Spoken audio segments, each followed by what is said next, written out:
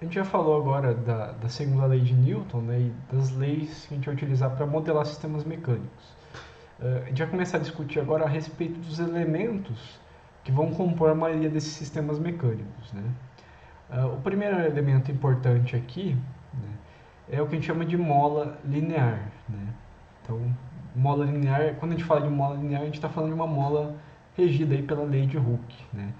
Então, essa mola linear, né, ela tem relação linear entre a força atuante nessa mola e o seu deslocamento, sua elongação, na verdade. Quando a gente considera uma mola linear, a gente está considerando que ela não possui massa, né, então é uma mola pura, né, uma rigidez pura, e ela também não acarreta em perdas de energia. Né? Então, é uma mola que tem puramente o papel de ser um restaurador elástico. Né? A mola é utilizada em modelos discretos, né, quando a gente concentra toda a flexibilidade nesse elemento de mola. Isso aqui é importante porque nem sempre a gente vai ter no nosso sistema mecânico uma mola explícita, né, como acontece, por exemplo, numa suspensão veicular. Às vezes vai ter um elemento, né, uma viga, uma barra, uma corda, algum elemento no teu sistema mecânico que vai estar fazendo esse papel de mola, né, entre aspas.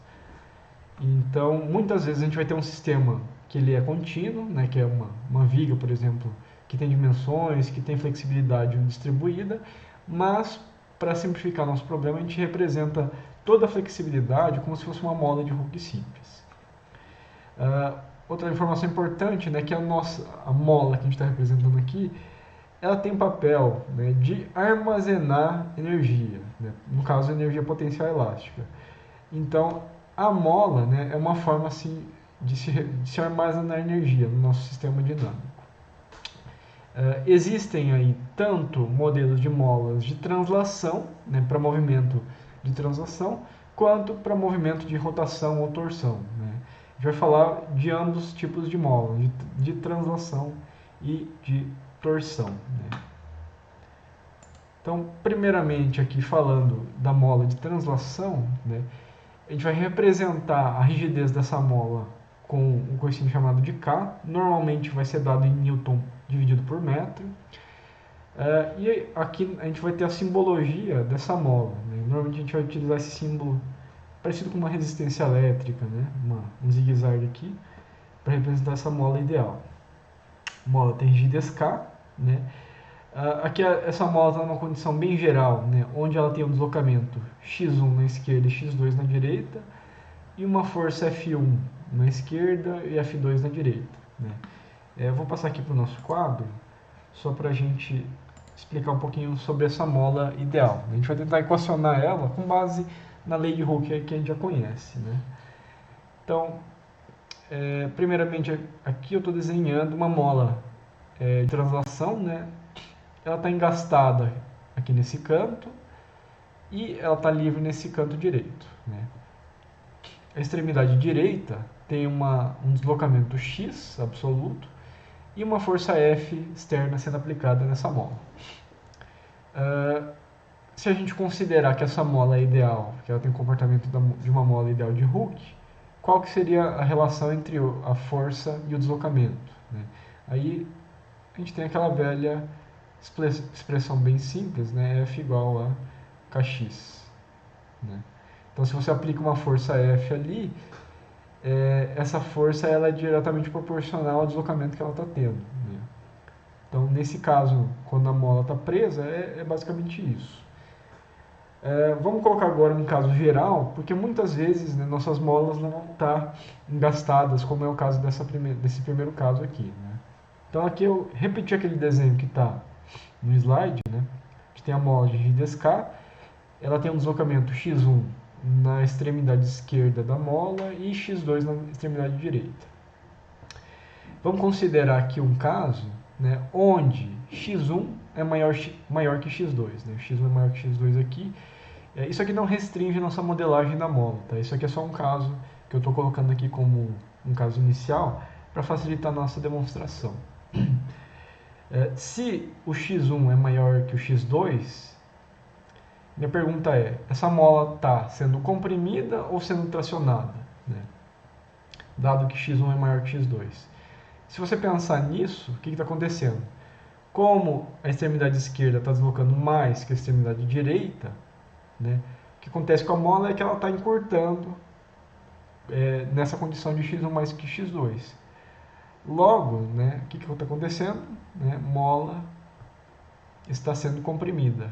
Para a gente equacionar essa mola, né, a gente pode recorrer de novo, né, à lei de Hooke também para isso. Antes disso, né, vamos tentar analisar esse sisteminha aqui e entender as forças que estão atuando nessa mola. Né? Eu estou considerando aqui, antes de mais nada, que tem uma força no lado esquerdo da mola chamada F1 e tem uma força no lado direito dessa mola chamada F2. Né? Estou colocando uma hipótese aqui, depois a gente vai verificar por que eu estou colocando isso. Se a gente aplicar, segundo a lei de Newton, nesse sisteminha, nessa mola, o que a gente vai ter? Fazendo a equação de equilíbrio dinâmico, a gente vai ter somatório de força igual a massa vezes aceleração. Esse sisteminha aqui é uma mola pura, ela não tem massa. Né? Então, somatório de forças igual a zero. A gente tem um equilíbrio aqui nesse caso. Né? Logo, F1 que a gente considerou positivo vai ser mais F2, tem que ser igual a zero. Logo, F1 é igual a menos F2. Ou F2 é igual a menos F1. Certo? O que isso aqui implica pra gente? Né? Que, na verdade, aquele F2 ele é idêntico ao F1, só que com sentido contrário. Né? Então, se o F1 ele é positivo, nesse caso, o F2 ele é igual ao F1, só que com sentido contrário, igual a menos F1. Né? Isso aqui está mostrando para a gente aquilo que a gente já tinha constatado. Né? Essa mola que a gente está considerando aqui, ela está sob compressão. Então, a força F1, né, ela vai seguir a lei de Hooke, né, como a gente já tem denotado. Lembrando, né, que a lei de Hooke disse o quê? Que a força, né, aplicada na mola é proporcional à sua elongação multiplicada pelo coeficiente de rigidez. Né? Então, a F1 vai ser K vezes a elongação da mola. Quanto que vai ser a elongação da mola? Como a mola está se deslocando de x1 na esquerda e x2 na direita, a elongação vai ser x1 menos x2. Por que é x1 menos x2 e não x2 menos x1? Porque x1 é maior que x2 e essa força F1 tem que ser positiva. Né? Então, F1 é kx1 menos x2. O F2, a gente já analisou e descobriu que esse F2 tem que ser igual a menos F1. Ou seja, F2 vai ter que ser igual a K vezes x2 menos x1, né? Aplicando o sinal negativo ali na força anterior. Então a gente tem aqui as duas equações de forças aplicadas aí nessa mola segundo a lei de Hooke. Né? Então, voltando no slide, né? Nossa mola de translação aqui, a gente tem essas duas regrinhas, né? De força de mola, né? Nesse caso geral aqui. Então, quando a mola tem deslocamento nas duas extremidades, ela vai ter força F1 na esquerda da mola igual a K x1 menos x2 e no lado direito da mola F2 que é K vezes x2 menos x1. Né? Para lembrar aí da expressão, é só lembrar que a força no lado esquerdo e no lado direito elas têm que ter sinais contrários. Né? Por isso que a gente tem K vezes x1 menos x2 no lado esquerdo e K vezes x2 menos x1 no lado direito. Né? Para manter o equilíbrio dinâmico aqui dessa molinha que a gente está colocando aqui. Por que eu estou colocando essa expressão com uma mola numa condição onde ela tem deslocamento nas duas extremidades? Porque em muitos casos a gente vai ter uma mola localizada entre duas massas, por exemplo, né? Ou entre dois pontos que têm deslocamentos diferentes.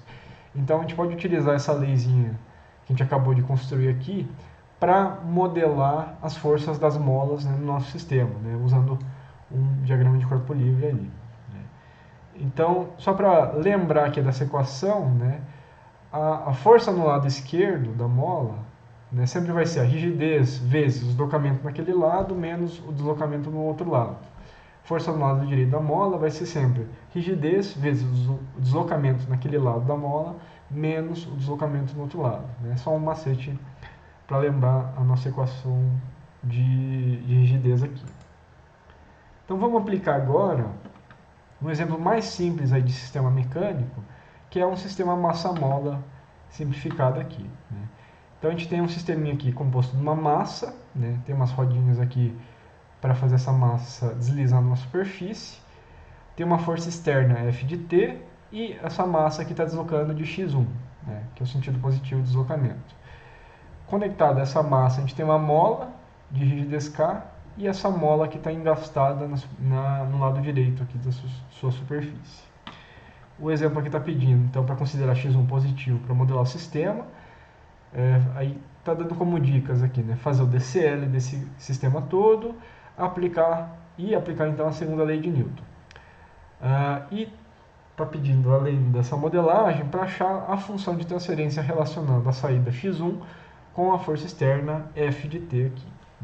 Então a gente vai modelar esse sistema, Vou de novo recorrer ao nosso quadro lá para fazer a solução. Então, exemplo 1, nossa modelagem do massa-mola amortecedor. Então, nosso massa-mola é algo desse tipo. Tem uma força externa aplicada na massa M, tem as rodinhas lá, uma superfície, mola de rigidez K, que está engastada na sua extremidade direita. Primeira etapa de qualquer modelagem é pensar nas hipóteses simplificadoras. Então, o que a gente está usando para simplificar esse sistema? Primeiro de tudo, eu vou colocar aqui, a gente está considerando esse sistema como sendo discreto. Isso significa que a massa, a rigidez, qualquer outra propriedade está concentrada numa partícula aqui. Nossa mola, para modelar ela de forma mais fácil, vamos considerar que é uma mola ideal pura. Isso significa que a gente pode usar a lei de Hooke para modelar o movimento dessa mola e as forças que estão envolvendo ela. Aqui a gente tem no nosso sistema essa superfície em torno do qual nossa massa está deslizando. Para simplificar nosso problema e para retirar toda a perda de energia, vamos considerar que não tem atrito, nem com essa superfície, nem com o ar ao redor. Então, ausência de atrito no sistema. Alguém pode se perguntar também, mas será que a mola, quando ela está sendo deformada, ela não vai perder energia por calor? Se fosse uma mola real, sim. A gente está considerando uma mola ideal pura, portanto ela é elasticidade pura. Ela não tem massa e ela não tem massa e ela não tem perda de energia. Então são algumas considerações que a gente pode fazer aqui para modelar esse sistema. Então agora o próximo passo, eu vou tentar fazer um DCL aqui do nosso sistema, um diagrama de corpo livre do nosso sisteminha aqui. Para fazer isso, normalmente o que eu recomendo é separar cada elemento que está compondo o nosso sistema. Então, eu vou fazer um DCL para a massa M, vou fazer um DCL para a nossa mola e eu vou fazer um DCL para a superfície onde essa mola está engastada, só para mostrar aqui para vocês. Tá? Então, eu vou começar aqui, não da massa, mas a partir da mola, para fazer esse DCL. Nossa mola aqui, só para fazer um caso bem geral, eu vou falar que ela tem uma força aqui na esquerda dela chamada F1 e F2 na direita. Semelhante ao que a gente fez no caso anterior, para simplificar a nossa análise. Além disso, eu já vou identificar aqui quanto deslocamento a gente tem no lado esquerdo da mola, quanto deslocamento a gente tem no lado direito da mola. No lado esquerdo da mola, o que acontece? Ela está conectada com a massa, certo? E o deslocamento da massa é quanto? x1, que a gente está representando. E o lado direito da mola está engastado. Quer dizer o quê? O engaste quer dizer que o deslocamento é zero na extremidade no lado direito da mola. Então, deslocamento x1 aqui, deslocamento 0 no lado direito da mola. Vamos passar agora para o engaste. Né? Pode parecer meio estranho olhar isso, mas em alguns casos você pode estar interessado em saber quanto de força está sendo transmitido para o solo, né? Ou para uma superfície onde a mola está sendo presa. Né? Então, tem alguma força sendo atuando nesse engaste? Né? É interessante pensar nisso. Né? Será que tem? Você pode pensar que não tem nada aqui, né? Porque o engaste é uma superfície presa. Né? No entanto, se você olhar bem, o engaste está conectado aqui, né, com a mola na sua extremidade direita. Então, se a força é mais F2 na extremidade direita da mola, o que acontece aqui é que no lado do engaste, a gente vai ter uma força menos F2. Por quê? Ação e reação. Né? Se a mola está sofrendo uma força F2 no seu lado direito, o engaste que está em contato com essa mola tem que sofrer uma força de mesma direção, mesmo modo e sentido contrário. Né? Então aqui é o DCL desse engaste. E por fim a gente tem a massa. Né? A massa tem uma força externa chamada aqui F de T. E a gente tem mais uma força aqui. Se a gente olhar, né, a massa está conectada com a mola no seu lado direito da massa ou esquerdo da mola. E a mesma coisa, né?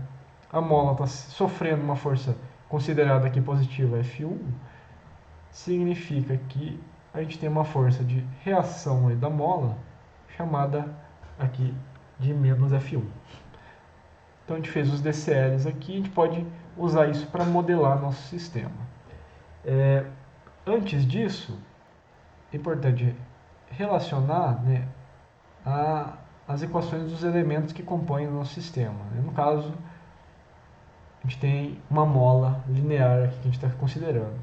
Se a gente utilizar as expressões que a gente já tinha enunciado antes, né, o F1 é o que? É K x1 menos x2. Nesse caso aqui a rigidez é K também, x1 é x1, e o x2 nesse caso, né, a mola está engastada, então é zero. Logo, F1 é Kx1. O F2 seria K vezes x2 menos x1, né, que é o negativo daquela força, logo a gente tem F2 igual a menos Kx1. Então a gente já tem a equação de F1 e F2 para utilizar para modelar nosso sistema. O que a gente vai fazer agora é aplicar a segunda lei de Newton. Beleza, né? Agora você pode se perguntar também, né? Eu vou aplicar a segunda lei de Newton aonde? Né? Na mola, no engaste ou na massa? Né? Você tem que pensar que a gente está interessado no movimento da massa, né? Até porque a mola não tem massa, então não faz muito sentido aplicar a segunda lei de Newton nela. O engaste ele não tem movimento, né? Então, onde a gente aplica normalmente a segunda lei de Newton é sempre nos elementos de inércia, no momento de massa, no momento de inércia do corpo rígido, por exemplo. Né? Então, segunda lei de Newton, né? Somatório de forças na massa m é igual a massa m vezes sua aceleração. Que forças que estão sendo aplicadas nessa massa m? É só olhar o DCL do nosso sistema. A gente tem a força externa F de T menos a força F1 igual a massa vezes aceleração. O deslocamento dessa massa é x1, 2 pontos. Então, a aceleração x1, 2 pontos aqui. O F1 a gente já conhece e ele é kx1. Né? Logo, o que vai dar nesse modelo? F menos kx1 é igual a massa x1, 2 pontos. Né? É comum deixar a variável de entrada de um lado e as variáveis de saída de um outro lado. Né? Então, eu vou deixar nesse formato aqui m x1, 2 pontos, mais kx1 igual a força externa. Essa aqui é a nossa equação diferencial, né, que representa o sistema. O problema estava pedindo também para achar, né, a função de transferência desse sistema. Então vamos passar para uma segunda página aqui. Lembrando, né, só repetindo. Nossa equação é mx1 dois pontos, kx1 é igual a f de t. Vamos considerar condições iniciais nulas e fazer a transformada de Laplace dessa equação diferencial, né? Quando a gente considera as condições iniciais nulas, o que acontece? As transformadas de Laplace elas ficam mais simples para a gente, né? Então, transformada de Laplace de x1 vai ser x1 de s, e aparece a aceleração ali também, x1 dois pontos vai ser s quadrado x1 de s. E aparece também um termo de força no domínio do tempo, a gente vai chamar essa força externa de F de S aqui. Quando a gente fizer essa transformada, a gente vai ter o quê? Massa S quadrado x1 mais rigidez vezes x1 maiúsculo igual a F maiúsculo aqui. A gente quer a nossa função de transferência, eu posso isolar o x1 vezes ms quadrado mais k é igual a força, e a função de transferência que a gente quer é x1 sobre f. Posso isolar essa razão e a gente vai ter simplesmente ms quadrado mais k como função de transferência. Então, uma modelagem simples aqui. Voltando lá no slide, eu tenho a solução aqui de forma mais ou menos parecida, né? Só de forma simplificada. Eu gosto de fazer no quadro para ir acompanhando com vocês. Então, está aqui a resposta desse pequeno exemplo.